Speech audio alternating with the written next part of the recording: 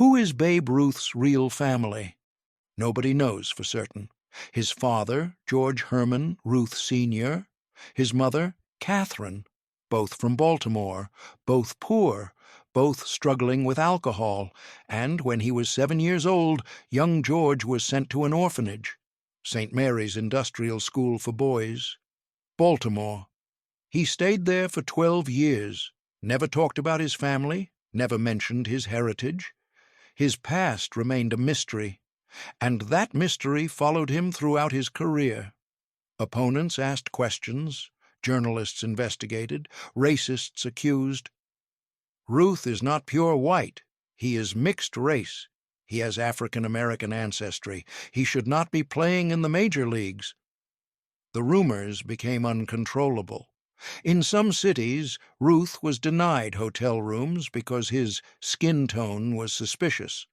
Some restaurants refused to serve him. Some opponents resorted to open insults. Ruth never responded directly, never explained his heritage, just said, "I am a baseball player. Nothing else matters." But on May 22, 1927, an opponent made the most vicious racist attack on Ruth in front of 40,000 people. And Ruth's response that day, both physical and symbolic, became one of baseball's most powerful anti-racism moments. 1920s America. Racism is protected by law. Jim Crow laws are active. The KKK is powerful. Black and white separation is everywhere. And baseball? Baseball is completely segregated. Negro leagues for black players, major leagues for white players, no mixing allowed. That is the rule. But Babe Ruth looks different. Wide nose, full lips, dark complexion, curly hair. And opponents notice this. They use it as a weapon to humiliate him, to hurt him. Ruth is not pure. Ruth has African blood. Ruth is not really white, so he should not be playing. The rumors spread. Newspapers ask questions. Opponents openly accuse. The truth is simpler and more painful. Ruth grew up in poverty, in an orphanage, with no family records, no birth certificate properly filed, no documentation of his lineage. This creates space for rumors, for speculation, for racist attacks disguised as questions. Ruth's appearance does not help. In an era obsessed with racial categorization, with measuring skull sizes and nose widths to determine race, Ruth's features do not fit the narrow definition of white that some people demand. He is darker than many players. His hair is different. His facial structure is different. And in 1920s America, different means suspicious. Suspicious means vulnerable. Vulnerable means attackable. Opponents use this, especially Southern players, especially players who grew up in segregated communities, especially players who believe in white supremacy.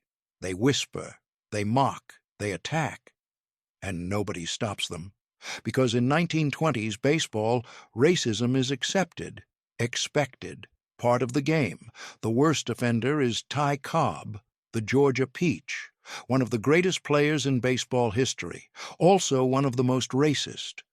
Cobb grew up in Georgia during Reconstruction. His father was killed in a shooting. His childhood was violent. His worldview is shaped by Southern racial attitudes. He believes in segregation, believes in white superiority, believes that baseball should remain a white sport. And he hates Babe Ruth, not just because Ruth is changing baseball. Not just because Ruth's home runs are making Cobb's singles obsolete, but because Cobb suspects Ruth is not pure white, and if Ruth is not pure white, then Ruth is polluting the game, contaminating it, making it less than what Cobb believes it should be. May 22, 1927, Navin Field, Detroit, Michigan, Yankees versus Tigers. Sunday afternoon, 40,000 fans packed into the stadium, the largest crowd of the season. They are here to see Babe Ruth. Ruth is having an incredible year, already hit 15 home runs, on pace to break his own record. The crowd loves him.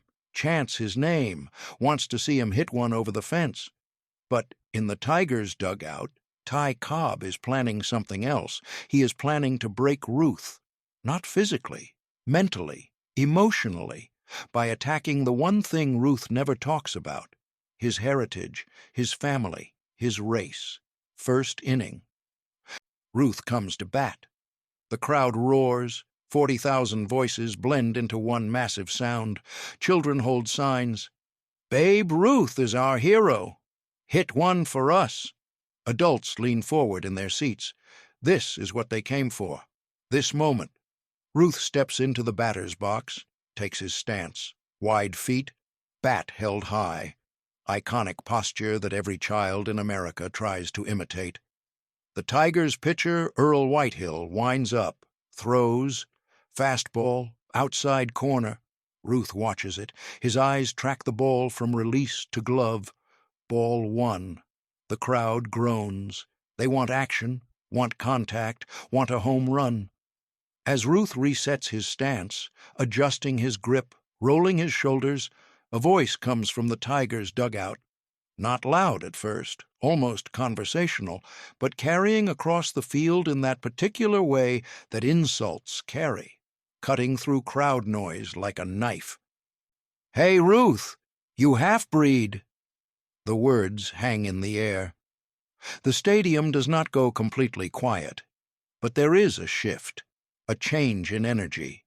Players on both benches look toward the Tigers' dugout. Fans in the front rows, the ones close enough to hear, look at each other. Did they hear that correctly?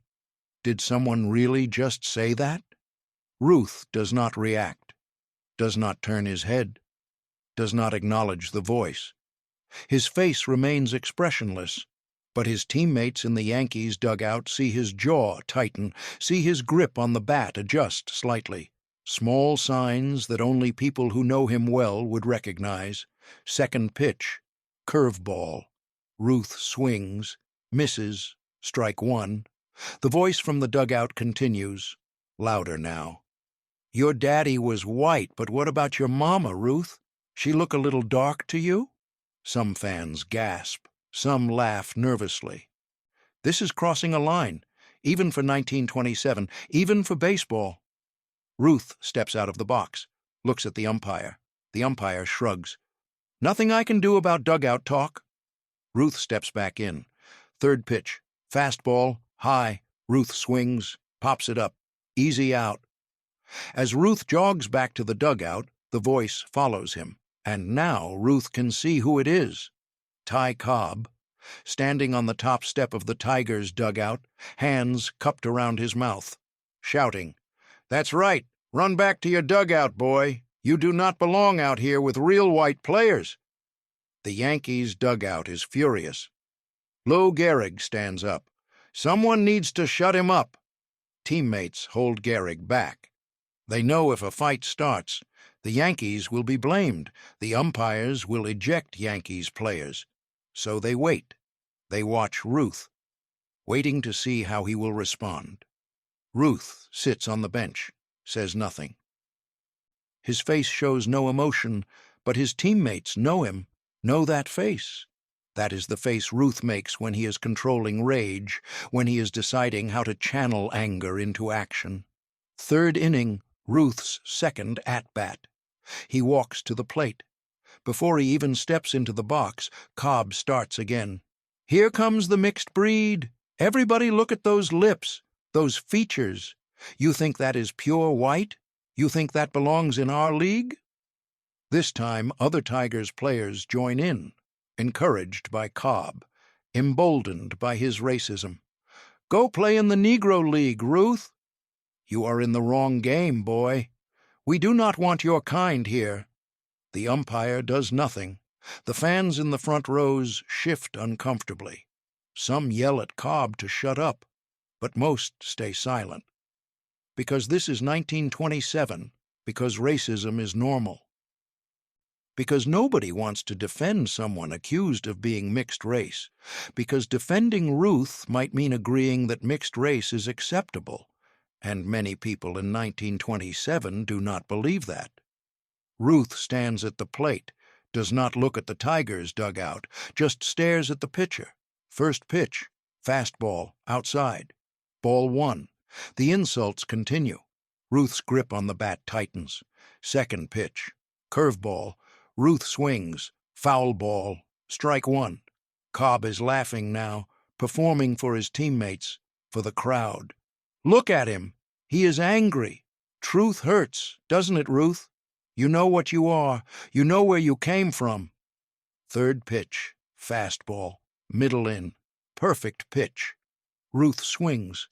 The sound is different. Violent, angry. Every player on both teams recognizes that sound. The sound of perfect contact.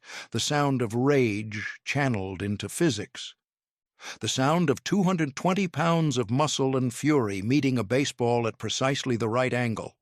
The ball explodes off his bat, not rising gradually like most home runs, exploding upward, climbing at an impossible angle, rising, screaming through the air, heading directly toward right center field, heading toward Ty Cobb's territory.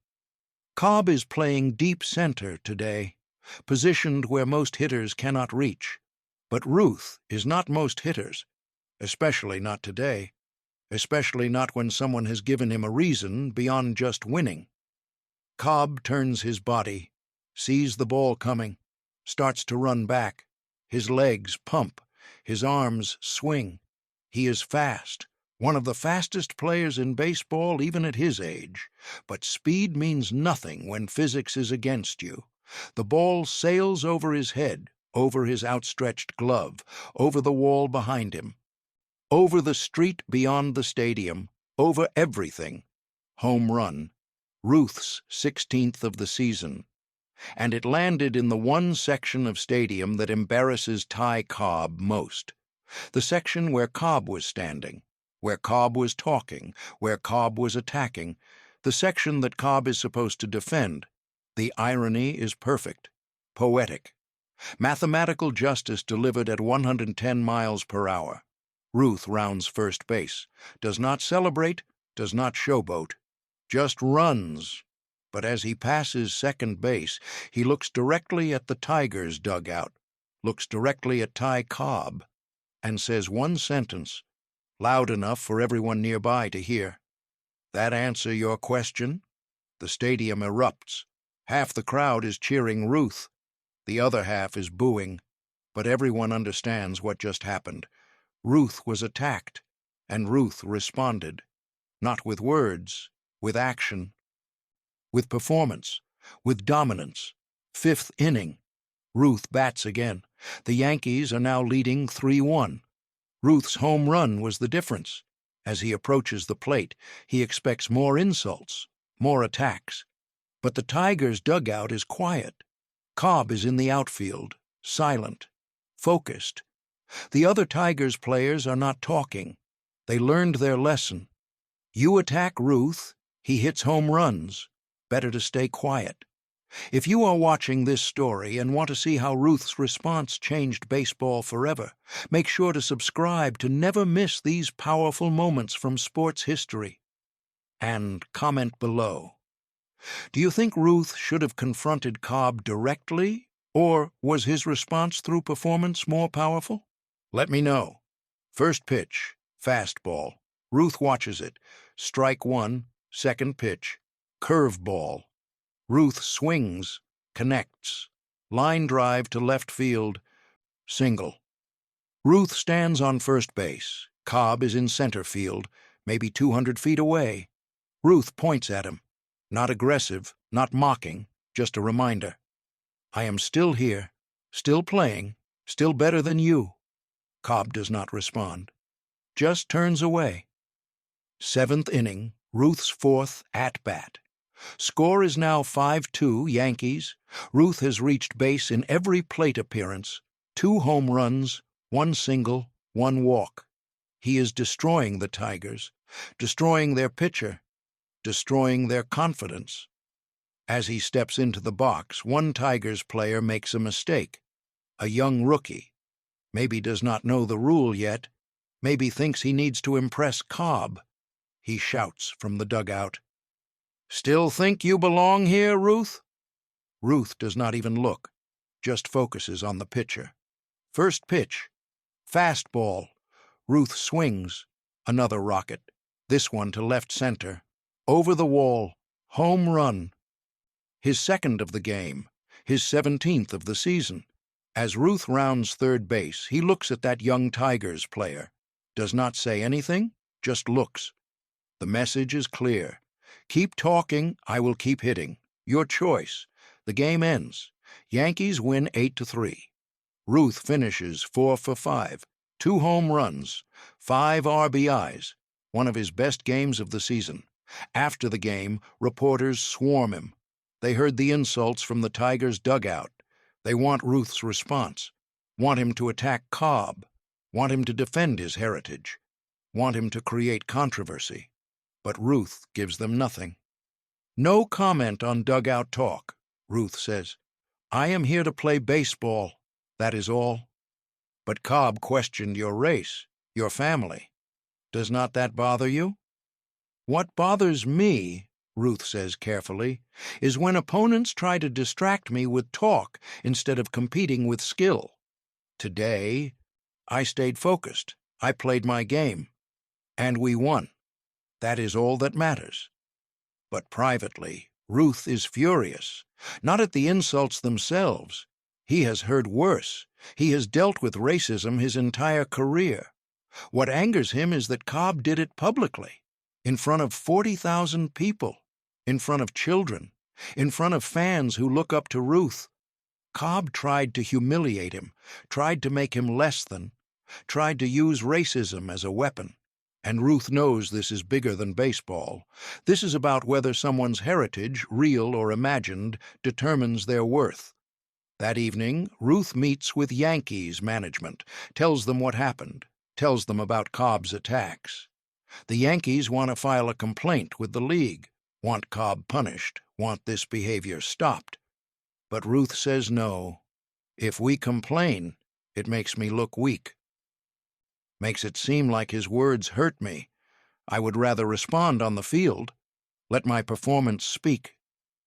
The Yankees management respects Ruth's decision, but they make a note. Make sure every Yankees player knows what happened. Make sure that if any Tigers player tries this again, there will be consequences. The story leaks to newspapers anyway. Some papers praise Ruth for staying focused, for responding with excellence instead of anger. But other papers, especially Southern papers, defend Cobb. Say he was just trying to get in Ruth's head. Say it is part of baseball. Say Ruth is too sensitive. Some papers even publish articles questioning Ruth's heritage, asking for proof that he is white, demanding documentation. This is 1927. This is legal. This is normal. Ruth never responds to any of it, just keeps playing, keeps hitting home runs, keeps being excellent. And slowly, the narrative shifts. People start asking why it matters. Why does Ruth's heritage determine whether he can play baseball? If he is the best player in the game, why does skin color matter? Why does ancestry matter? These questions do not have easy answers in 1927. Most Americans still believe in segregation, still believe in racial purity, still believe that mixing races is wrong. But Ruth's excellence creates cognitive dissonance. If Ruth is mixed race, and Ruth is the best player in baseball, what does that say about racial superiority? What does that say about segregation? What does that say about the belief that white is better? The 1927 season continues. Yankees dominate. Ruth hits 60 home runs, breaking his own record, becoming a legend. Every time he faces the Tigers, Ty Cobb is silent. No more insults, no more attacks. Not because Cobb changed his mind, not because Cobb suddenly became less racist, but because Cobb learned that attacking Ruth only makes Ruth better, only makes Cobb look weak, only proves that words cannot stop greatness. Other teams learn this lesson too.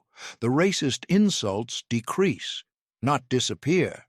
but decrease, because every time someone attacks Ruth, he responds with home runs, with dominance, with excellence, and eventually opponents realize that silence is better strategy than racism. Years later, after both men retired, a reporter asked Ty Cobb about May 22, 1927, about the racist attacks, about Ruth's response. Cobb was old by then, in his 70s, his baseball career was over, his reputation as one of the game's greatest players secure. But also his reputation as one of the game's most racist players known. "I said things I should not have said," Cobb admitted, not apologizing, just acknowledging. "I was trying to get in his head, trying to distract him, but it backfired. He hit 2 home runs that day, beat us badly. I never tried that approach again." "Do you regret the specific things you said?" the reporter asked. "About his race? About his heritage?" Cobb was quiet for a long time. Then he said something surprising. "I regret that it did not work. I regret that I wasted my energy on insults instead of focusing on my own game. Ruth was better than me that day. He was better than me most days. His race, whatever it was, had nothing to do with it. His talent did." It was not an apology. Cobb never apologized for his racism, never admitted it was wrong morally. Just admitted it was ineffective strategically. But even that small admission mattered, because it showed that excellence defeats prejudice, that performance silences insults, that being undeniably great makes questions about heritage irrelevant. Babe Ruth never confirmed or denied the rumors about his ancestry, never provided documentation, never felt the need to prove his racial purity, because he understood something that many people in 1927 did not. Heritage does not determine worth. Skin color does not determine ability. Ancestry does not determine greatness. Character does. Talent does. Excellence does. And Ruth had all 3. The question of Ruth's actual heritage has been investigated many times over the decades. Historians have researched his family tree. His parents were both of German descent. There is no evidence of African American ancestry. The rumors were exactly that, rumors, based on appearance, based on prejudice, based on the racist belief that certain features belong to certain races. But here is the important part. It should not matter. Whether Ruth had African American ancestry or not should not have determined whether he could play baseball, should not have determined whether he was treated with respect, should not have determined his worth as a human being. And Ruth knew this. That is why he never defended himself, never provided proof, never felt the need to say, "I am white," to justify his existence. He just played baseball, just hit home runs, just was excellent, and forced people to confront their own prejudices. May 22, 1927, Ty Cobb stood in a dugout and hurled racist insults at Babe Ruth, tried to humiliate him, tried to question his place in baseball, tried to use heritage as a weapon. 5 minutes later, Ruth hit a home run directly over Cobb's head, proved that excellence answers insults better than words ever could, showed that the best response to hate is achievement. That is the lesson. Not that Ruth should have had to prove himself, not that responding with performance was his responsibility, but that when people try to define you by your heritage, by your appearance, by their prejudices, the most powerful response is to be undeniably excellent at what you do, to make their insults irrelevant through your achievements, to force them to recognize your worth despite their desire to diminish you. Babe Ruth hit 714 home runs in his career, but the 2 he hit on May 22, 1927, might be the most important. Not because they were the longest, not because they were the most dramatic, but because they were hit in the face of racism, hit in response to attacks designed to break him, Hit as proof that excellence transcends prejudice. Hit as a reminder that greatness cannot be diminished by small-minded hate. That is Ruth's legacy, not just the home runs, not just the records, but the example of responding to hate with excellence, of answering prejudice with performance, of proving that what people say about you matters less than what you do, of showing that being undeniably great makes all the questions about where you came from irrelevant. May 22, 1927. Ty Cobb tried to break Babe Ruth with racism. 5 minutes later, Cobb learned that some people cannot be broken, can only be made stronger, can only be pushed to greater heights. Babe Ruth was one of those people, and baseball history is better because he was.